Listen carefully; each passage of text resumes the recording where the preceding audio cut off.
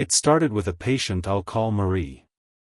She was 72, active in her garden club, and always brought homemade treats to our check-ins, cherry muffins, lemon bars, the works. She wasn't overweight, didn't smoke, and walked daily. But she was tired. All the time. Her joints ached, her blood pressure was creeping up, and her memory just didn't feel as sharp. "I think it's just age," she told me. But I wasn't so sure. Turns out, the real culprit was hiding in plain sight: sugar.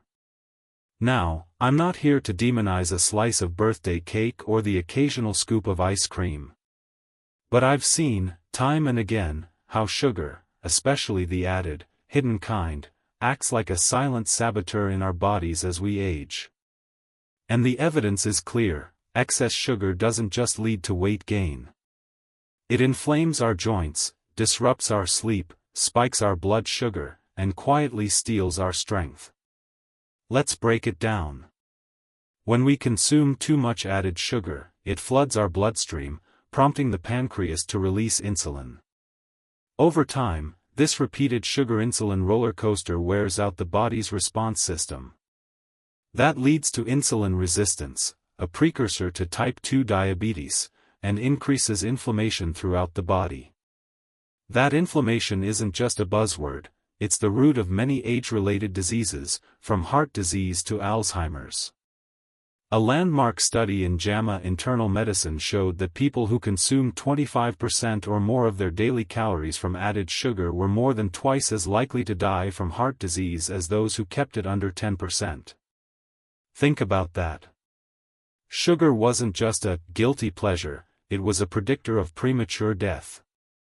And yet, it sneaks into our lives in more ways than most people realize. That healthy yogurt, often loaded with 15 grams or more of added sugar. That morning granola, sometimes worse than a donut.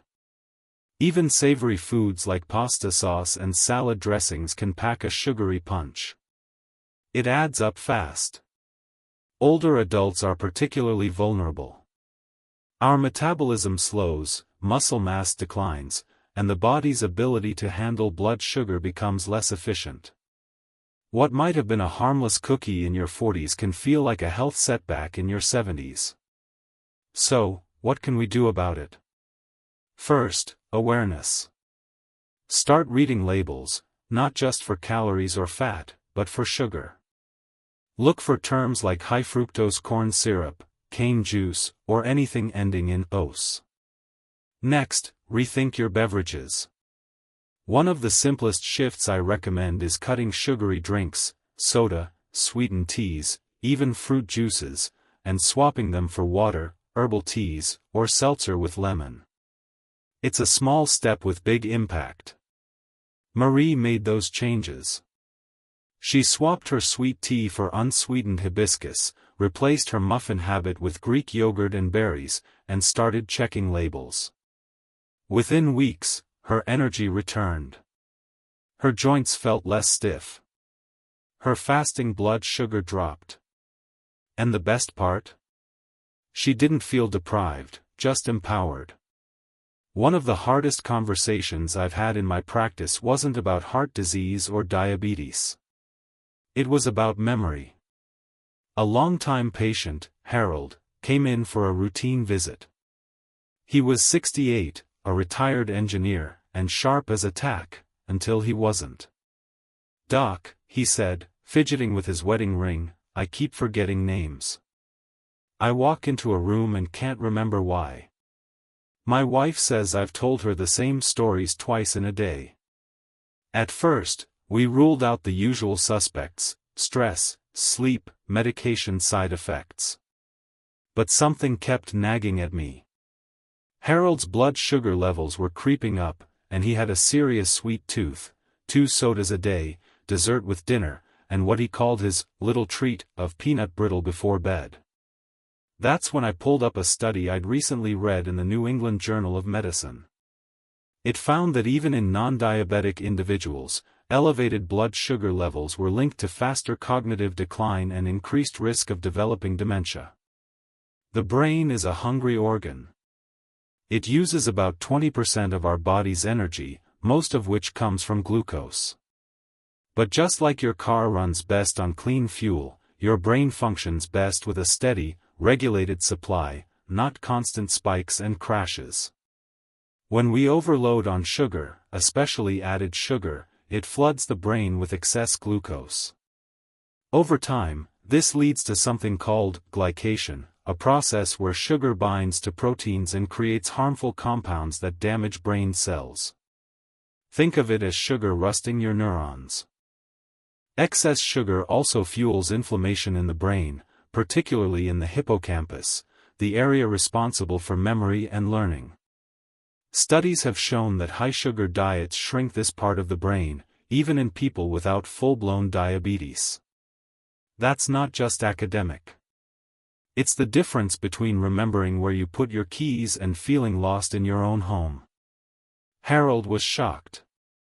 You mean sugar's not just bad for my waistline, it's bad for my brain? Exactly. So we made a plan.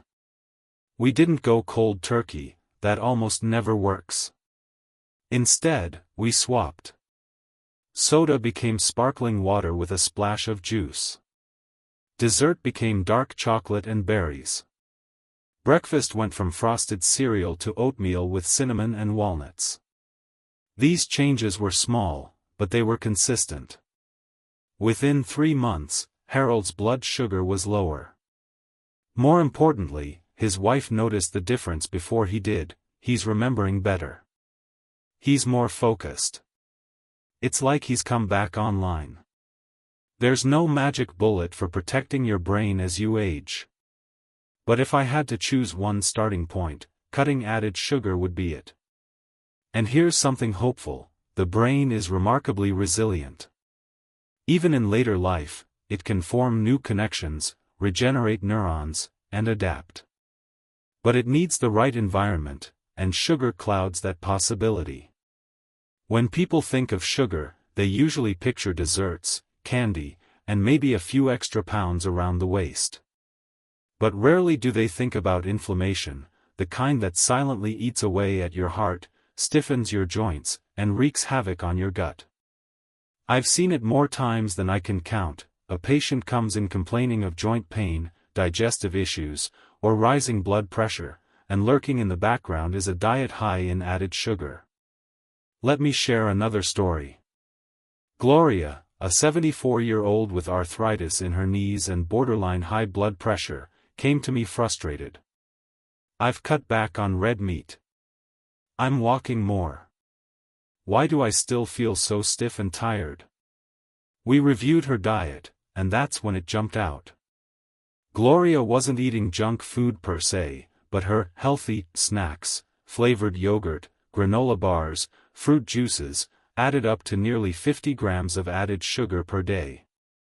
That's double the recommended limit for women, according to the American Heart Association. And here's why that matters: sugar is a major driver of systemic inflammation. When you eat a high-sugar meal, it triggers a spike in blood glucose and insulin, which in turn sets off an inflammatory response. This inflammation doesn't just vanish, it lingers. Over time, it can damage the lining of your blood vessels, increase blood pressure, and contribute to a buildup of plaque in the arteries, raising your risk of heart disease and stroke. And your joints? Sugar promotes the release of pro-inflammatory cytokines, chemical messengers that increase pain and swelling in areas already vulnerable to wear and tear, like knees and hips. That's why people often feel more achy and stiff after a sugar-heavy weekend or holiday. Then there's the gut. The bacteria in your digestive system, what we call the gut microbiome, play a key role in everything from immune function to mood regulation. But a diet high in sugar feeds the bad bacteria, throwing your gut balance out of whack. This can lead to bloating and even a leaky gut, where the intestinal lining becomes more permeable and lets toxins into the bloodstream. It's all connected. The more sugar we consume, the more inflammation we invite. And as we get older, our body becomes less forgiving. Healing slows down. Resilience drops. But there's good news, very good news. The moment you start reducing added sugar, your body begins to respond. Sugar has been a comfort for many of my patients. And for a long time, it was for me, too. There's something so human about it. The cookies we baked with our grandkids. The chocolate we reached for after a long day. The way a slice of pie could make a holiday feel complete. Sugar isn't just in our diets, it's in our memories. So when I talk to older adults about cutting back on sugar, I never come from a place of shame or scolding. I come from understanding. Because I've seen how deeply it's tied to joy, to routine, to love. But I've also seen what happens when we let it go, and how much of ourselves we get back. There was a woman named Eileen, 76, widowed, and quiet-spoken. She told me sugar was her companion. Her evening routine included tea and something sweet. It just softens the day, she said. But Eileen had developed prediabetes, and her joints ached so badly she'd stopped gardening.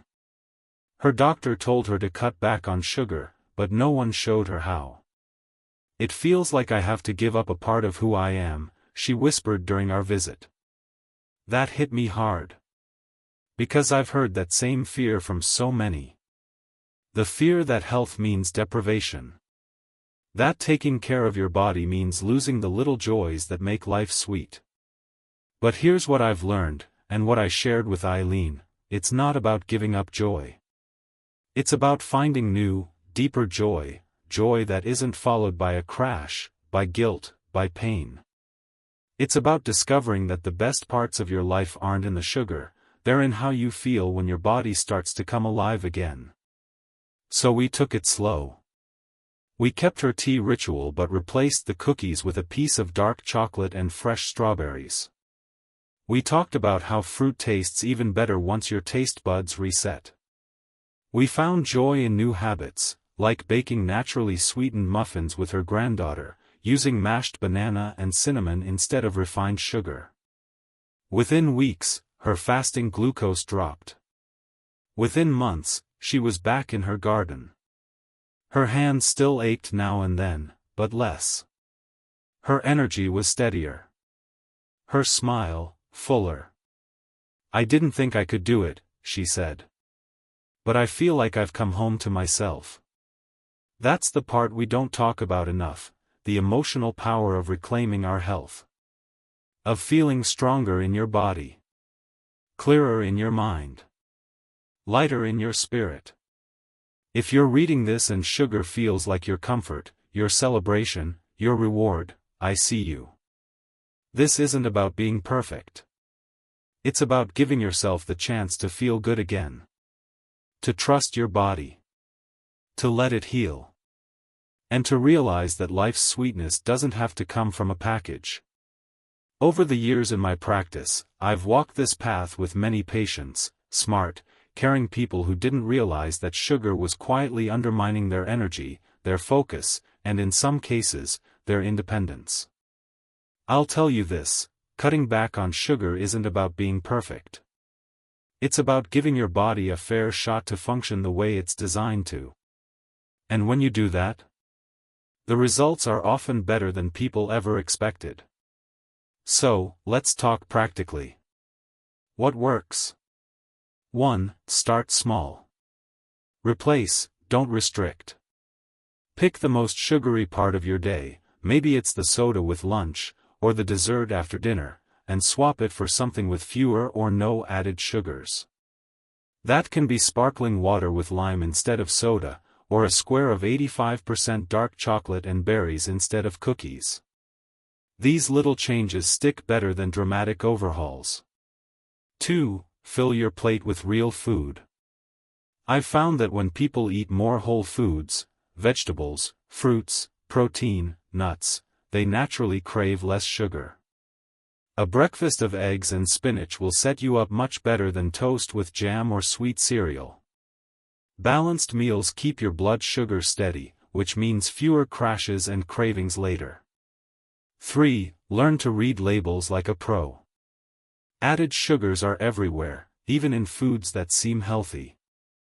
Granola, salad dressings, sauces, flavored yogurts. Take a few extra seconds in the grocery store to look at the added sugars line. Aim to stay under 24 grams per day if you're a woman, 36 for men.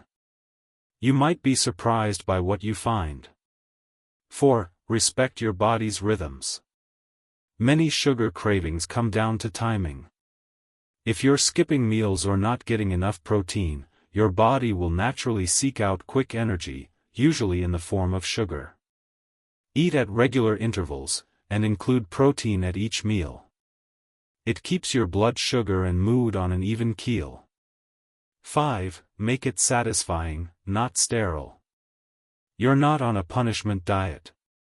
Add flavor where you can: cinnamon on oatmeal, vanilla in smoothies, roasted veggies with garlic and olive oil. The goal is to enjoy your food, not just survive it. Trust me, healthy doesn't have to mean boring. 6. Be patient, and be kind to yourself. I tell my patients this often: the body is forgiving, but it needs time. Your taste buds will adjust. Your energy will even out. You might slip up, and that's okay. What matters is what you do next, not yesterday's dessert, but today's decision to keep going. Because when you do this, when you lower your sugar intake and give your body what it truly needs, something changes. I've seen it in men who thought they were just getting old, only to find out that what they really needed was a reset. Less stiffness. More focus. Better sleep. A stronger stride. A clearer mind. You don't need to be extreme. You just need to be consistent. So if you're standing at the edge of this decision, wondering if it's worth the effort, let me reassure you, it absolutely is. Not just for your numbers on a lab test, but for your daily quality of life. Give your body a break from sugar, and watch what it gives back.